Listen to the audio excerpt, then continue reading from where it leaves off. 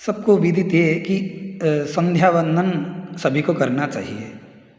संधि काल को संध्या कहते हैं और उसमें वंदन मतलब परमात्मा का वंदन करते हैं, क्योंकि हमको इस मनुष्य जन्म उनकी कृपा से मिली है।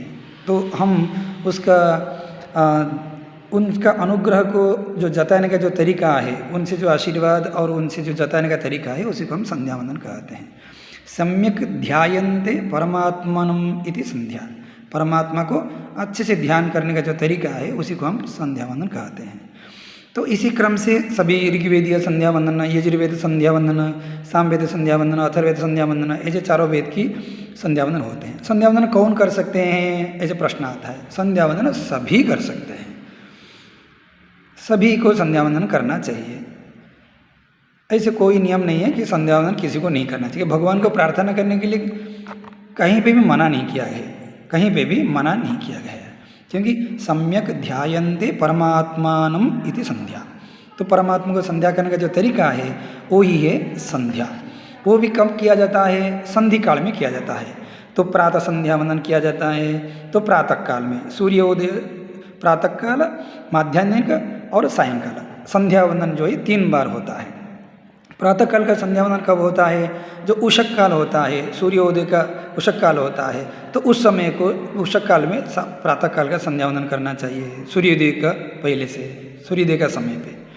और मध्याह्न में 12 से 1 बजे की जो समय होती है, मध्याह्न हम इसको कहते हैं, तो उस समय को मध्याह्न का संध्या वंदन। सायं संध्या वंदन, तो सायंकाल जो सूर्य अस्त और रात्रि का प्रारंभ का जो समय होता है उसी को सायंकाल संध्या वंदन, क्योंकि तीनों जो है संधि काल है। सुबह जो होता है ये रात्रि का और सुबह का संधि समय को संध्या वंदन हुआ, फिर मध्याह्न में जो संधि हुआ, फिर सायंकाल में जो संधि काल हुआ। 3 संधि कालों में किए जाने वाले कर्म को हम संध्या कहेंगे। और वंदन, वंदन मतलब क्या है, प्रार्थना। किसका प्रार्थना, परमात्मा का प्रार्थना इस माध्यम से करते हैं। और इसमें हम लोग क्या क्या करते हैं, जैसे कि उसमें प्रश्न आता है कि इसमें संध्या वंदन में कैसे करना है, कब करना है, तो उसके बारे में मैंने आपको थोड़ा सा जानकारी दिया। अब इसमें संध्या वंदन के लिए एक क्रम होता है कि संध्या वंदन कैसे करना है। संध्या वंदन में पहले शरीर शुद्धि करना पड़ता है। पहले हम तो स्नान किए, फिर संध्या वंदन शरीर शुद्धि किया है, पर ये मंत्र स्नान होता है। आप शरीर स्नान करिए, तो शरीर का स्नान करता है। मल निर्मोचनम पुंसाम जल स्नानम दिने दिने, भगवद गीता में कहा है ना। तो हम जो जल स्नान करते हैं तो वो मल निर्मोचन के लिए करते हैं, पर संध्या वंदन जो है वो वहाँ पे जो स्नान विधि है वो अपवित्र पवित्रो वा सर्वावस्थां गतोऽपि वा यस्मरेत् पुंडरीकाक्षं सबाह्याभ्यंतर शुचिः, मंत्र में ही कहा दिया गया है। आभ्यंतर और बाह्य शुचि के लिए हम जो है मंत्र का स्नान करते हैं। फिर बाद में जो वैष्णव है वो नाम धारण करते हैं, जो शैव परंपरा के वो भस्म का धारण करते हैं, जो गानापत्य है वो भी कुछ बिंदु का धारण करते हैं, जो दैवी संप्रदाय के होते हैं, देवी के उपासक होते हैं, वो लोग कुछ कुमकुम का धारण करते हैं। जो भी है थोड़ा सा धारण करना चाहिए, ऐसा अपना संप्रदाय में कहा है। तो इसलिए फिर बाद में शिखा होता है, तो शिखा बंधन भी कर लेना चाहिए, क्योंकि वो भी एक विधि है। और पाणिपादो प्रक्षाल्य, हाथ पैर धो देना है। कहीं पे आए हो तो कहीं कुछ हाथ पैर में ना लगे, शुचि के लिए। फिर इसके बाद में आप आसन में बैठ जाइए अच्छे स्थान पे, शुचि स्थान पे। शुचि स्थान कौन होता है, नदी का तीर जो है सर्वश्रेष्ठ होता है। देवता मंदिर, देवता गृह जो होता है, मंदिर जो होता है वो श्रेष्ठ होता है। और गोष्ठ होता है वो भी श्रेष्ठ होता है। और जहाँ पे वेदाध्ययन इत्यादि होता है, फिर बाद में आपका घर ही होता है। घर मतलब घर में आपका जो ईशान्य भाग है या तो देवता गृह है, तो आप वहाँ पे करना चाहिए, न कि आपका जो बेडरूम है वहाँ पे संध्या वंदन नहीं करना चाहिए। क्योंकि और उसके बाद में हम लोग क्या करते हैं, तो हाथ में गोकर्णाकृतिम, गोकर्ण मतलब गाय का कर्ण को गोकर्ण कहते हैं। तो ऐसा हस्त करके हम लोग 3 बार आचमन करते हैं। क्या है, जैसे अच्युताय नमः, अनंताय नमः, गोविंदाय नमः, तो 3 बार आचमन करते हैं। फिर केशवादि द्वादश नाम को बोलते हैं। फिर प्राणायाम को करते हैं। शुक्लां वरदनं विष्णुं शशिवर्णं चतुर्भुजं प्रसन्नवदनं ध्यायेत् सर्वविघ्नोपशान्तये। बोलते हुए हम लोग प्राणायाम करते हैं। जो प्राणायाम करते हैं वहाँ पे ऋषि छंद देवता का जरूर बोलना चाहिए, क्योंकि उसी के बिना मंत्र जो है फलीभूत नहीं होते हैं। इसीलिए ये आर्षीय ब्राह्मण में ये कहा है, अभिदित्वा ऋषि छंद देवता को मंत्र का उपयोग विनियोग नहीं करना चाहिए। तो इसी के आधार से हमारा जो ऋषि लोग ने हमको जो जानकारी दी है, उसी के आधार से हम लोग को ऋषि छंद देवता को बोलते हुए हमको करना चाहिए। कैसे बोलते हैं ऋषि छंद देवता?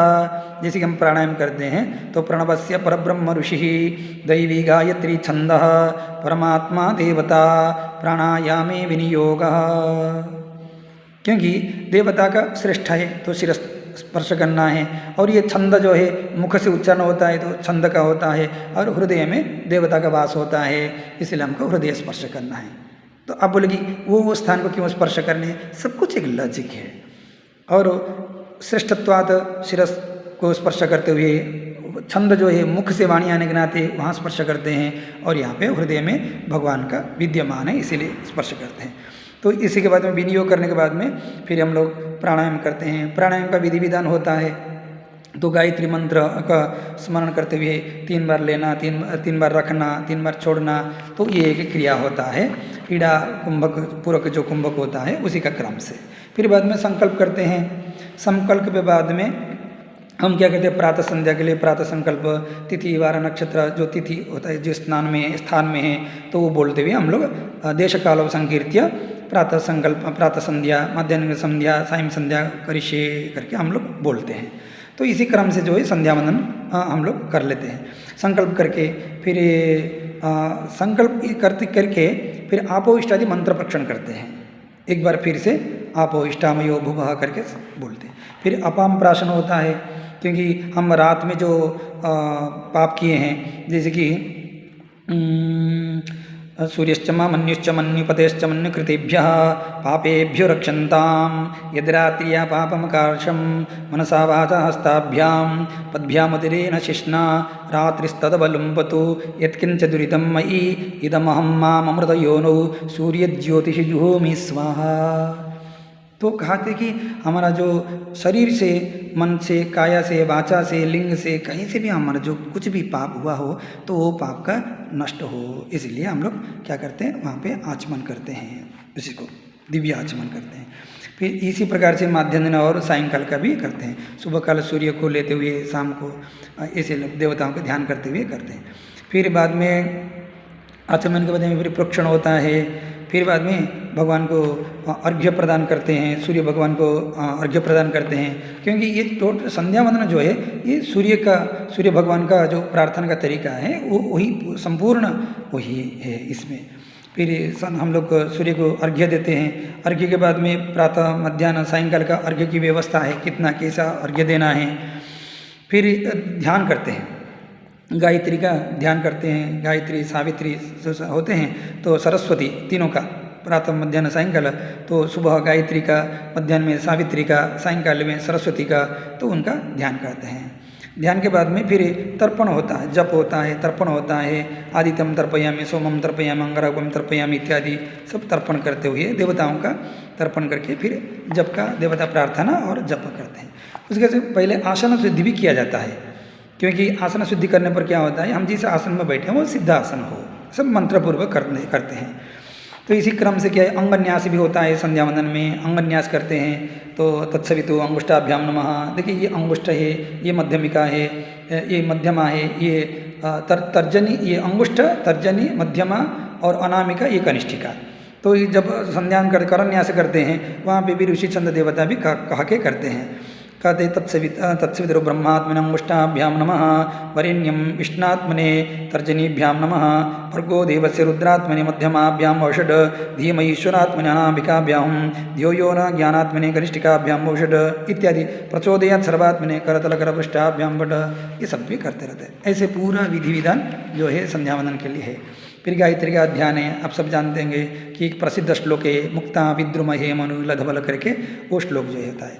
फिर उनको पंचोपचार भी प्रार्थना किया जाता है, लम पृथिव्यात्मने इत्यादि से। फिर बाद में गायत्री जप करते हैं। गायत्री देखिए जो तत्सवितुर्वरेण्यं भर्गो देवस्य धीमहि धियो यो न प्रचोदयात् होता है, वो सावित्री मंत्र है। पर गायत्री मंत्र तभी होता है जब उसमें ओम भूर्भुवः स्वः मिलाएंगे, तभी वो गायत्री होगा। तो इसीलिए गायत्री मंत्र जो है जप करते समय भी ओम लगा के बोलना चाहिए। ओम लगाने पर वो मंत्र हो जाता है। और भूर्भुवस्व लगाने पर 3 बीजाक्षर लगाने पर और तत्सवितुर्वरेण्यं इत्यादि बोलने पर क्या होता है, वो संपूर्ण गायत्री मंत्र होता है। तो प्रातःकाल में कम से कम 108 तो जप तो हमको करना चाहिए। तो फिर बाद में जप के बाद में भी न्यास होता है। फिर बाद में गायत्री का उपस्थान भी करते हैं। गायत्री को आह्वान किए तो फिर उसका विसर्जन इत्यादि होता है। फिर दिग्देवताओं का प्रार्थना करते हैं। आदित्य का भी उपस्थान करते हैं। दिग् नमस्कार प्राच्य दिशे नमः, दक्षिणा दिशे नमः, प्रतीच्य दिशे नमः।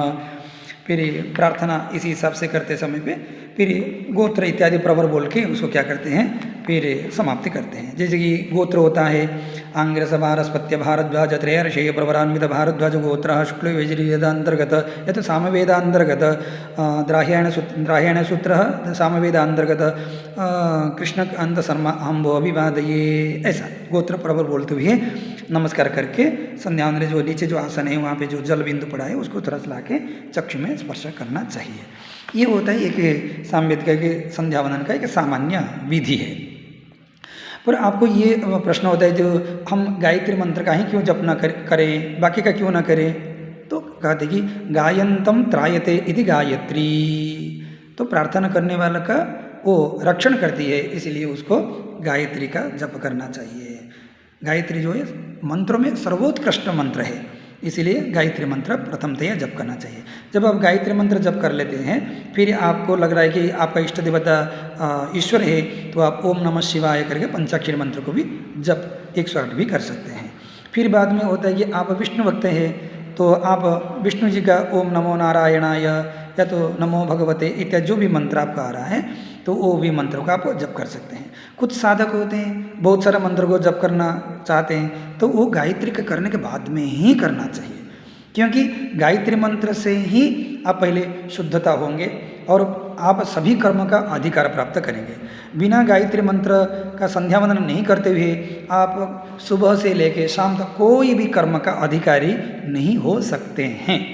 जैसे कि कोई भी वस्तु को बिना पक्को हुए शुद्ध किए हुए हम उसको खा नहीं सकते हैं, ऐसे ही हम जब प्रातःकाल से संध्या वंदन करके खुद शुचि नहीं होंगे, स्नान से शुचि हुए, मंत्र वगैरह शुचि हुए, मन को भी शुचि किए और हमारा शरीर में जो शुचि रूप जो शुचि होने के लिए जो हमारा इंद्रियां हैं वो सबको हम शुचि करके पाप निर्मोचन करने के बाद में हम सभी कर्म के लिए अधिकारी बनते हैं। तो इसलिए कहा जाता है कि अहरह संध्यामुपासीत, आप करो मैं करो ऐसे कभी नहीं कहा गया, संध्या वंदन करना चाहिए। उसी में जो मुख्य रूप से जो गायत्री मंत्र है उसी को जप करना चाहिए। बाकी मंत्र का जप कब करें, तो आप संध्या वंदन करने के बाद में आप सभी कर्म के लिए अधिकारी हो जाते हैं तो बाकी सारा मंत्र को करें, क्योंकि संध्या वंदन के बिना गायत्री जप के बिना आप कोई भी मंत्र को सिद्ध करना चाहते हैं तो मंत्र सिद्धि नहीं होता है। ये हुआ सिर्फ संध्या वंदन के बारे में। तो आप कभी बोलते कि गायत्री कब होते तो गायत्री पुरस्चरण करता है, वो सब अलग है। विशेष अनुष्ठान का विधि विधान में गायत्री पुरस्चरण इत्यादि आप ले सकते हैं। और सिर्फ 108 ही जप करना है वो सामान्य एक नियम है, आप इसको आगे बढ़ा के भी कर सकते हैं और आपको जब लगे कि और ज़्यादा जप करना चाहिए आप जप कर सकते हैं। पर मेरा कहना है कि आप कम से कम 108 तो करना चाहिए। एक माला हो जाता है, 100 जो जप होता है वो हमारा जप हुआ, 8 जो है हमारा कहीं पे लोप दोष प्रायश्चित है तो उसके लिए हो गया। इसी हिसाब से हम लोग करते हैं। तो आप सब संध्या वंदन के बारे में थोड़ा सा आपको उत्साहवर्धन के लिए मैं ये किया, और इसके लिए ऋग्वेद का हिसाब, आप ऋग्वेदी हो तो ऋग्वेद हिसाब से करो, यजुर्वेदी हो तो यजुर्वेदी हिसाब से करो, सामवेदी हो तो सामवेद के संध्या वंदन उपलब्ध आप कर सकते हो। आपको कोई वेद के बारे में पता ही नहीं है कि मेरा वेद क्या है, पर मैं आपको जानकारी देता हूँ। आप सनातनी हो, हाँ, तो हिंदू धर्म से संबंध रखते हो, आप कोई भी वेद से आप जहाँ पे उपलब्ध हैं आप कोई भी वेद का संध्या वंदन तो क्या करो, क्योंकि संध्या वंदन का विधि विधान तो अलग हो सकता है पर है तो भगवान का प्रार्थना है। आप कभी मंदिर जाओ और घर में संध्या वंदन के बिना कोई कर्म को इतना महत्व हम नहीं दे सकते हैं। इसीलिए आपको घर में देवतार्चन करना है तो भी संध्या वंदन पहले करना है, आपका घर में श्राद्ध है तो संध्या वंदन करना है, क्योंकि ये नित्य कर्म में आता है।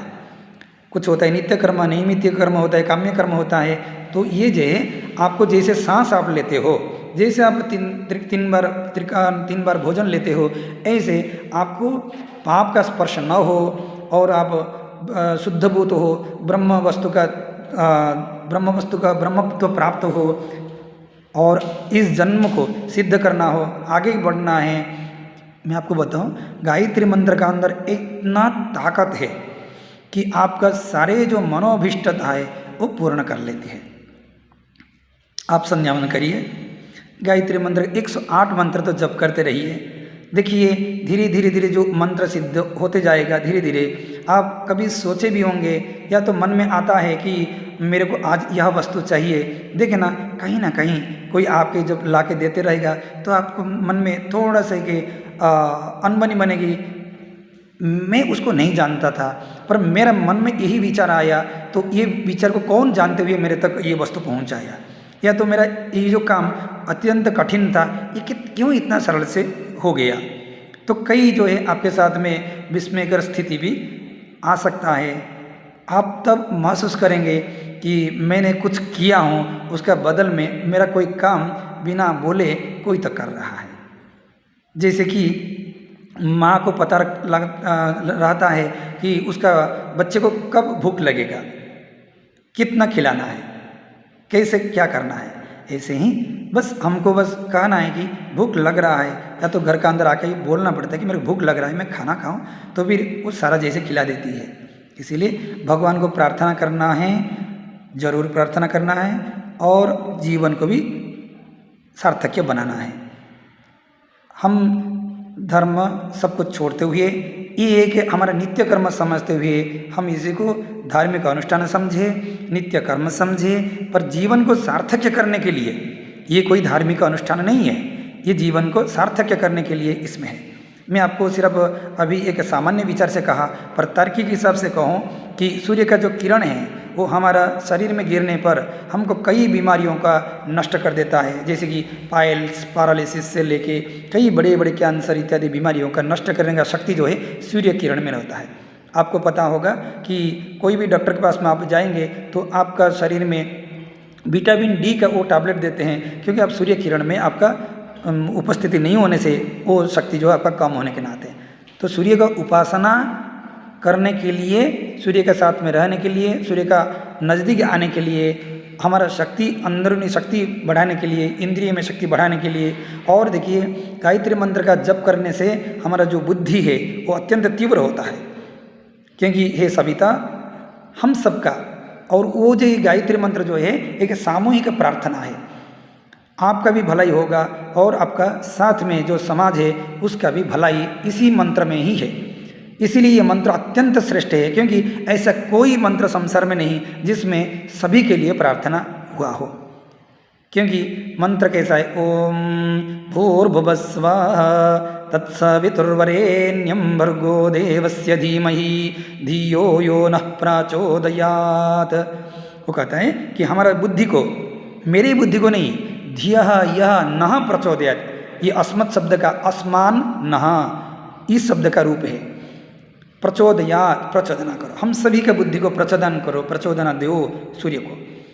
तो सूर्य में इतना शक्ति होने है, इसीलिए हम सभी का ऊपर वो किरण गिर रहा है, हमको उनका सभी को शक्ति मिल रहा है, उनसे हमारा बुद्धि को प्रचोदना होते हुए हमारा सारा व्यवहार और जो ब्रह्म ज्ञान प्राप्ति के लिए जीवन को सार्थक्य बनाने के जो मूल तत्व है वो गायत्री मंत्र में निहित है। इसीलिए तो कहा गया कि गायन्तम त्रायते इति गायत्री, जिसका प्रार्थना करने से, जिनका जप करने से हमको निस्तार मिल जाएगा।